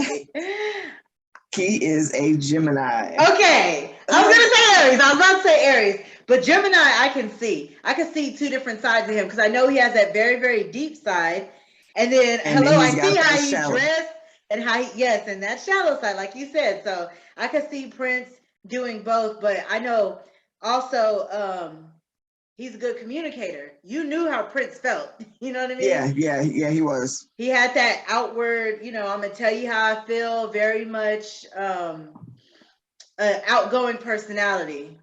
But he was still, and like I say with Geminis, it's all about they look and how they can be really shallow. Yeah. Okay, so my next one is going to be Kevin Hart. Oh man. I would think him to be a fire sign because he's so, but he can be pretty serious. He can be pretty serious. But then I don't know. Oh man, that's difficult. What we have left? I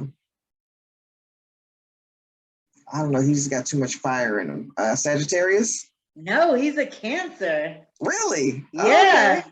Kevin Hart's a Cancer, so is Missy Elliott, which a lot of people tell me that I look like. So is Mike Tyson, Robin Williams, and Charlemagne the God, just to put a few out there. Okay. Mm-hmm. Wow, I would have never guessed Cancer. But if you think about Cancer for Kevin Hart is very down to earth, very emotional. Like when all his speeches are very motivational, they're very like, you feel love from Kevin Hart. He's very much sensitive too. Like, like I can definitely see Cancer in Kevin Hart. Okay. I use his, he has a quote, and every time I'm working on something, my business, or I meet people, he has this quote that he says, everybody want to be famous, but don't nobody want to put the work in. You know, I use that I love that quote because I come across people who want, and it doesn't have to be fame or fortune, but anything that they want, to lose weight, to eat better. You want that thing, but you don't put in the effort. And I remember when he said that, I was like, I love that quote. Everybody want to be famous, but don't nobody want to put the work in. I love that quote. So, okay, he's a Cancer. Okay.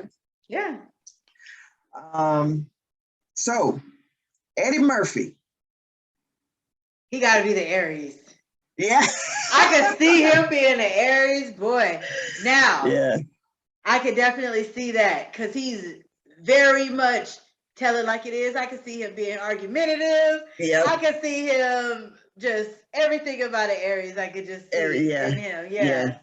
He's very stuck in his I don't want to say stuck in his ways, but what he believes in is what he believes in. He don't give a damn what anybody else thinks. Yeah, so I can see that for sure.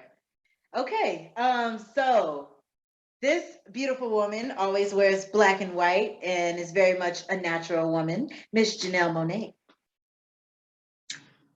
Oh, well, who do we have left?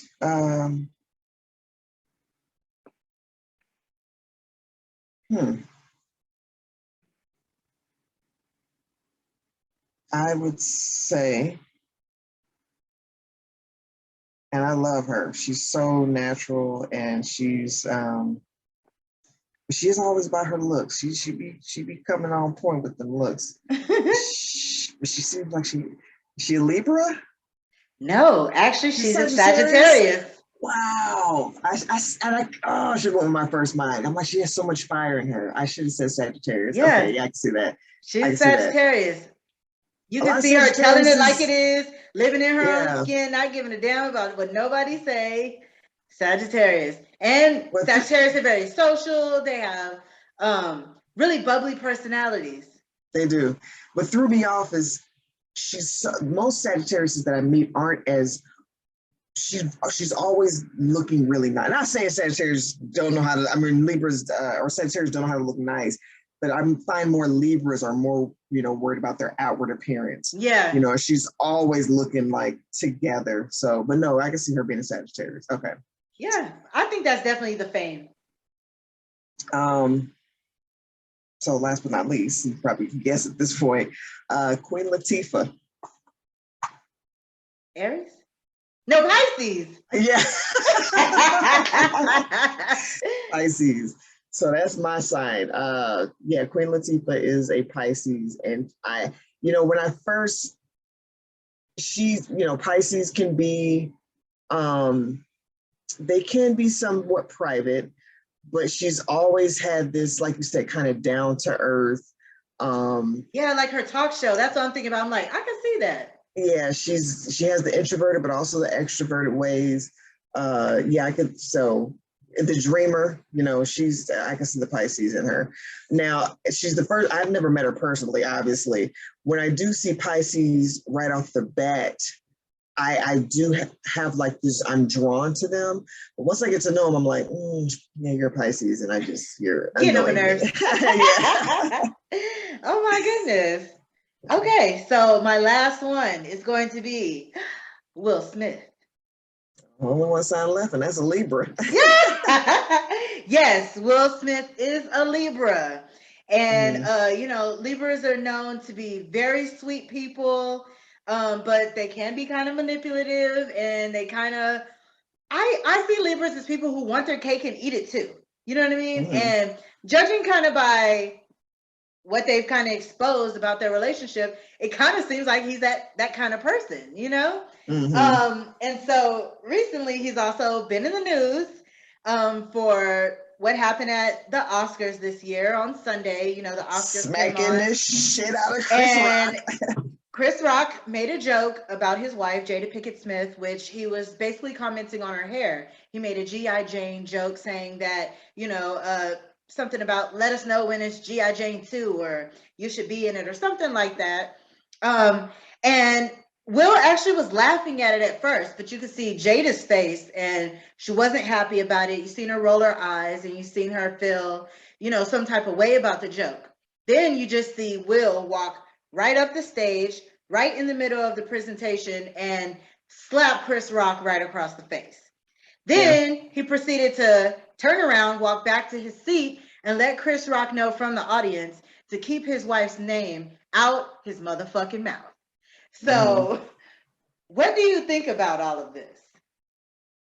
So here's my take. Here is the sort of, I have two takes on it. I have sort of my conspiracy theory side, and then I have my, even if it is or if it isn't, what I feel morally about the situation.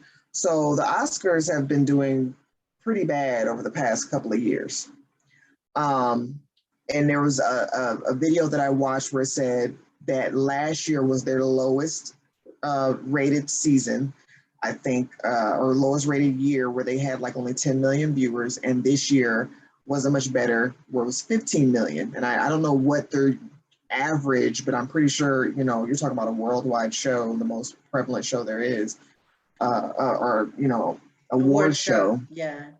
So I think some of it was staged, only because, like you said, when he first told the joke, he was laughing. He was laughing. It didn't seem to offend him in that moment, you know, and maybe it might have been where he kind of laughed and looked at his wife like, oh, this is hurting my wife. She don't think it's funny. I don't think it's funny. But when he went on stage, there was one video that I saw where they did a freeze frame right before Will was getting ready to smack him, and you see Chris Rock's face like scrunched up, like he was ready, like preparing for it. So that's sort of my conspiracy theory side. Like, it's kind of to get the ratings up, you know, people talking about it. This is what happens at the Oscars. It's drama, blah, blah, blah. I don't know. I'm not saying that's what it is and that's what happened. It could have well been that, you know, this actually happened, because the morality side of it is this. Jada Pinkett Smith suffers from, or so she has said to the media, that she suffers from alopecia, you know, which is an autoimmune disease where you, your hair, from what I've read, I don't quote me on this, but your hair falls out, or you kind of pick at your hair too. I've met someone with alopecia where it's a nervous thing too, where they can pick at their hair. So she shaved all her hair off. I know even her daughter kind of shaved her head too, in support of her mother. Here's the thing, you did put that out for the public to know. You know, you have an ailment that you're dealing with. You are famous.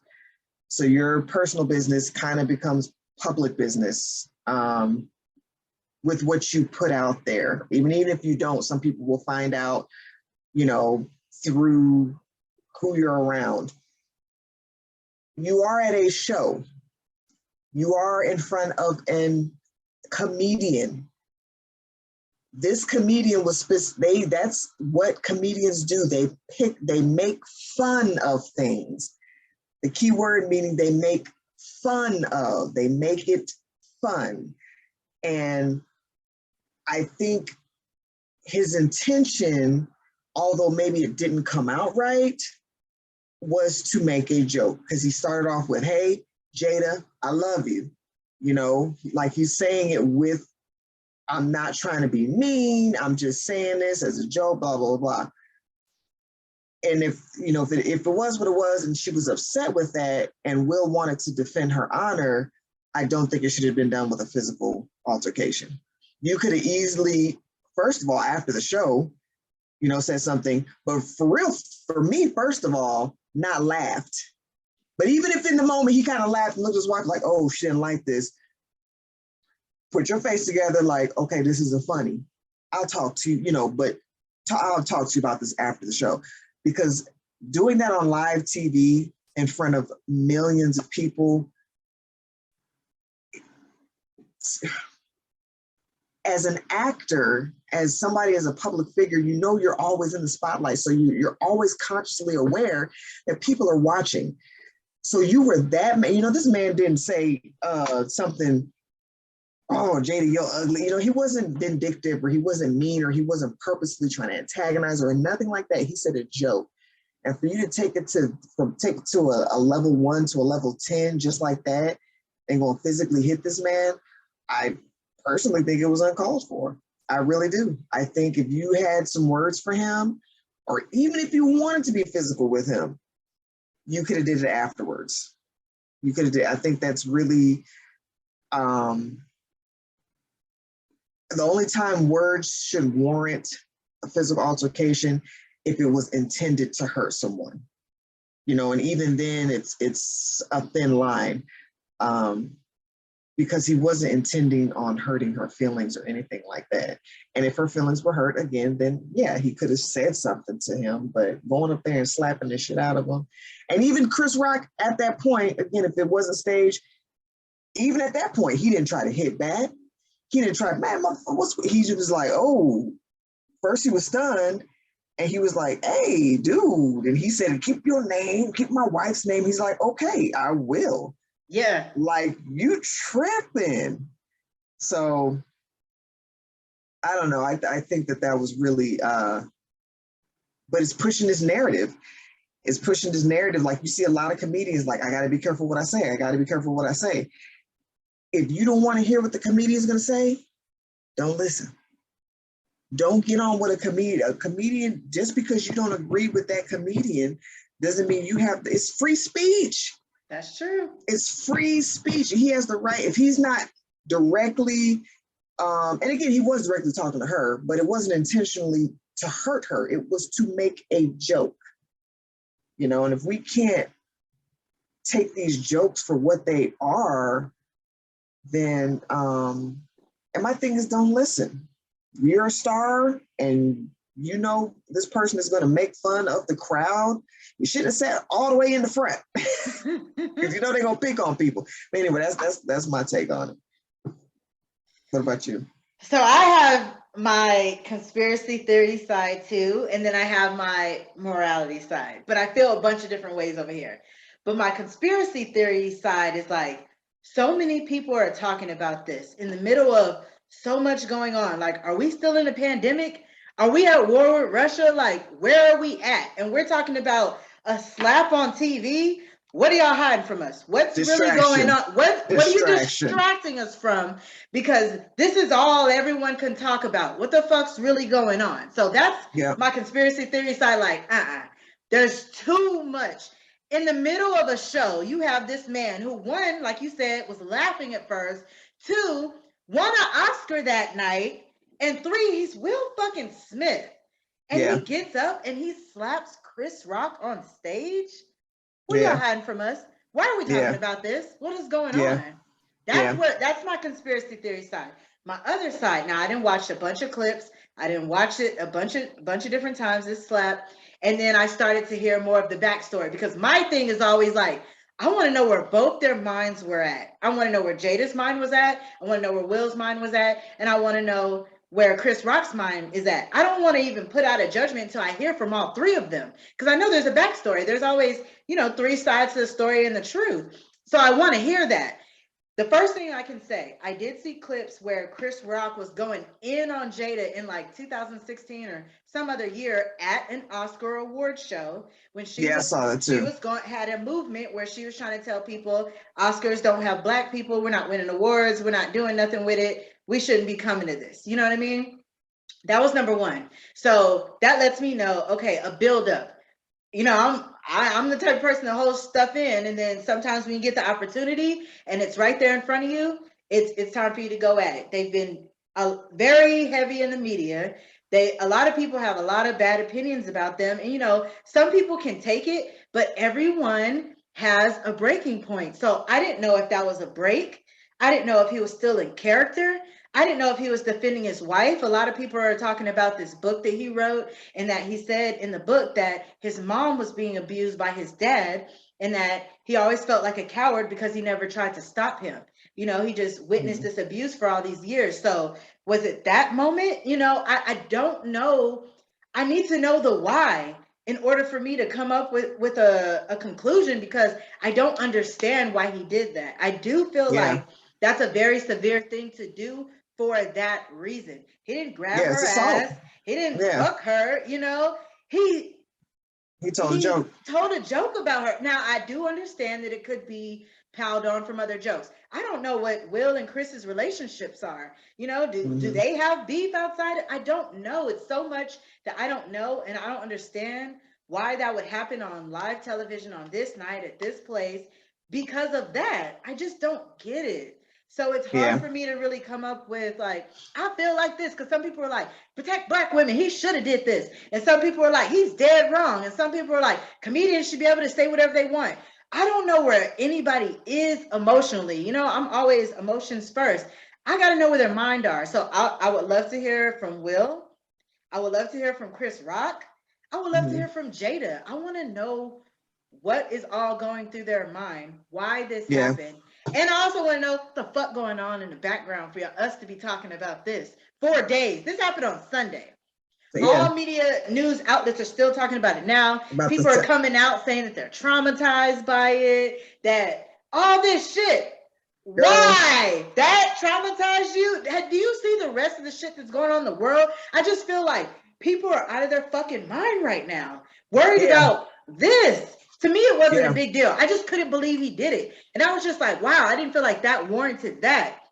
But at the same time, I'm like, what else is going on that I should be knowing? And you know what? And that's what I thought. My conspiracy theory side jumped in first because I was like, it just, even his walk up to the stage, you know, he got this like swag walk.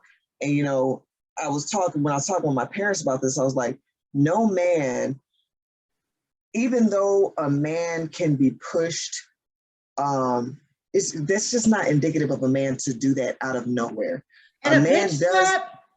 Very disrespectful. A man has to be pushed to that point. A man can control his physical outbursts. So even like you said, maybe there was buildup or whatever like that, but for him to say that and then for him to follow it up with a physical altercation, it just doesn't make sense. Yeah, I don't get it. A man will say something first.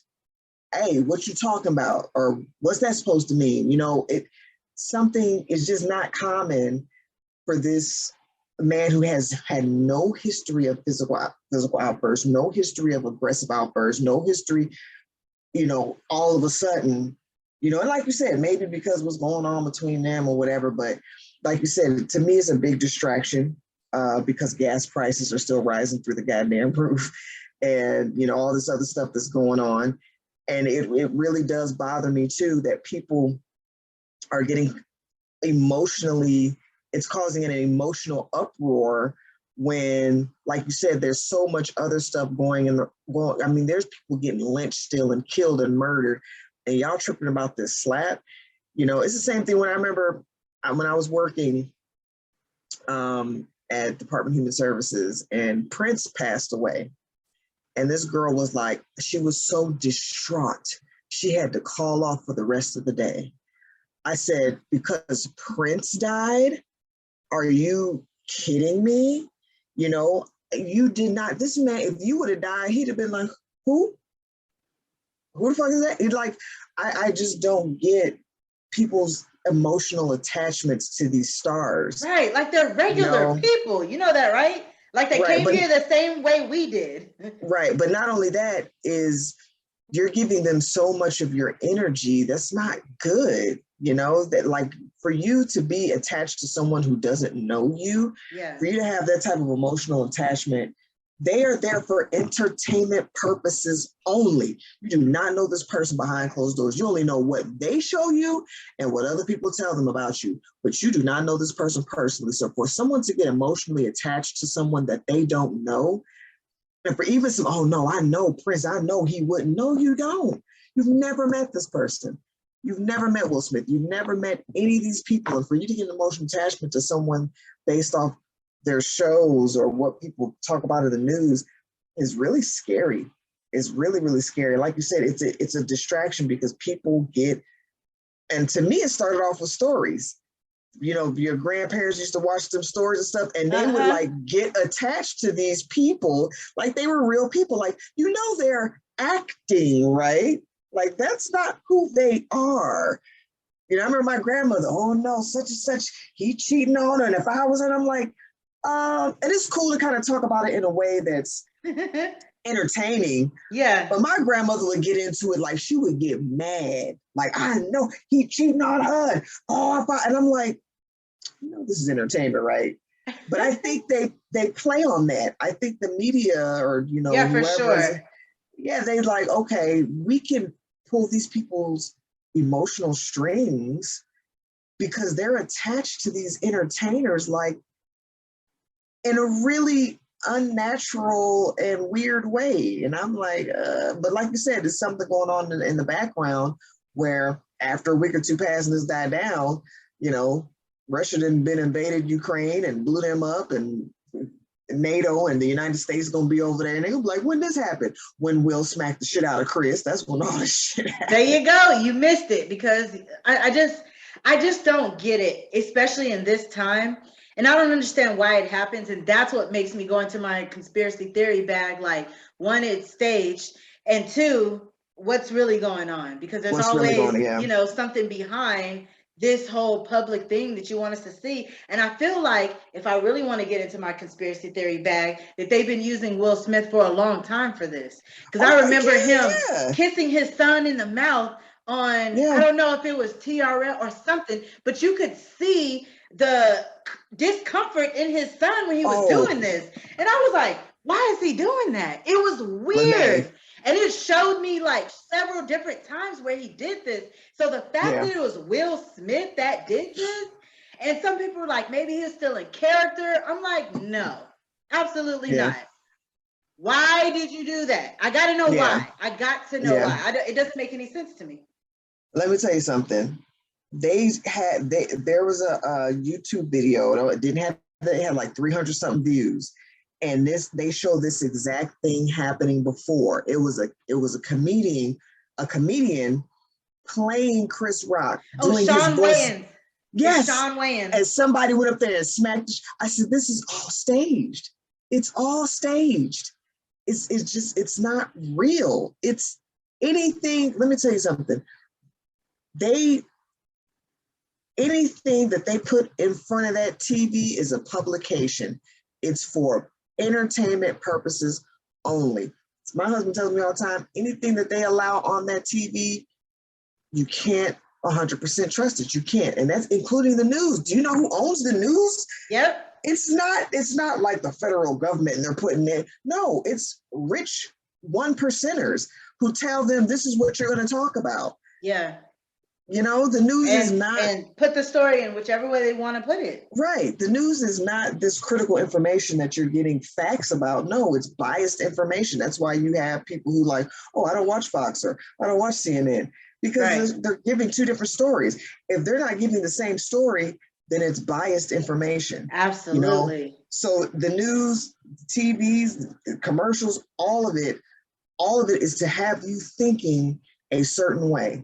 Mm-hmm. All of it. So. And like you said, it's entertainment. And guess what? It was entertaining. We're all talking about it. But what should we be talking about? And that's where I'm at with it. Let's see how many views the Oscars get next year. How about that? And I wonder that. I'm like, is that going to bring more views? But I mean, it's not like someone's going to slap someone next year too, you know? But there's people out there who are going to expect it. Oh, this happened last year. What might happen this year? There's people out there that think like that. Oh, this happened last year. That's stupid thinking. This is so if a comet hits the Earth, you think that same I mean, it doesn't make any sense that something like that would happen again. You know, and what is this supposed to teach us? Are we supposed to be slapping people in honor of our husbands or wives? Like the people who are supporting this and like, yeah, he should have slapped Chris Rock. That's his wife. So that's where we're at. We should be slapping people when we get offended. But that's the thing. That's where people think it's going to be okay to do something because Chris Rock didn't file any charges. There's going to be a lot of people in jail. Yeah, but that's the same when you see people spitting on other people. People see things, and if they don't see that there's consequences to the actions of what somebody else does, they think it's okay for them to do it too. You know, and it's like that's why people do what they do. People, even when we talked on a couple of episodes before, But our experiences, they're based off what we've seen, whether it be on TV or from our parents. So if you have people who are solely living their lives based off what they see on TV, then they get that mindset, which is really, really sad and disheartening. Oh, well, you know, Will Smith smacked the shit out of Chris Rock and it was okay, so I think it's okay. And it's like, that's not reality. Yeah. You know, nothing on TV is reality, but okay, well, going on into our altar call, this episode is dedicated to all of our signs. All the Capricorn, Zodiac Aquarius, signs. Pisces, Aries, Taurus, Gemini, Cancer, oh, Leo, Virgo, Libra, Scorpio, Sagittarius. I love all y'all. Oh my goodness, This that's is so old school. everybody. It is. Well, when she said, I was like, oh shit, she said it in order. I didn't even realize. Yeah. But this is to everyone. This is to all the signs. We love all y'all. We want feedback. Tell us what you thought of this episode. Did we give y'all enough information where you know about the signs? Are you not a sign person? Are you going to go figure some shit out now? Or are you just like, y'all don't know what the fuck y'all talking about? This sign shit is stupid. Let us know either way. We want to know what you think. And leave us some comments. We really want people to leave comments and subscribe. Subscribe. Come be checking back in with us. We're on episode 9, girl. We are making episode 9. We got more episodes for y'all coming up. So just stay tuned with us because we gonna keep it popping. Yes, ma'am. Yes, ma'am. Like I always say, I put my little tidbit information in there. Read. Even if we may not have known everything we were talking about, read up on it yourself. And not only astrology, read about astronomy too. Read about that and know that your sign does not let you know who you are and you're not stuck in that personality. It's a baseline personality trait and you can always evolve and you can always change with, like you said, your self-actualization and knowing that it's something that you can work on. But yes, subscribe, ring the bell, leave a comment, share the video, come back, let us know how you feel and what you think. Yes, and so that is it for us tonight. Thank you so much for joining us and for tuning in. And come back next week because we're going to have some more fire for y'all. Don't worry, we're not going to let you down. All right. See you next time. Bye.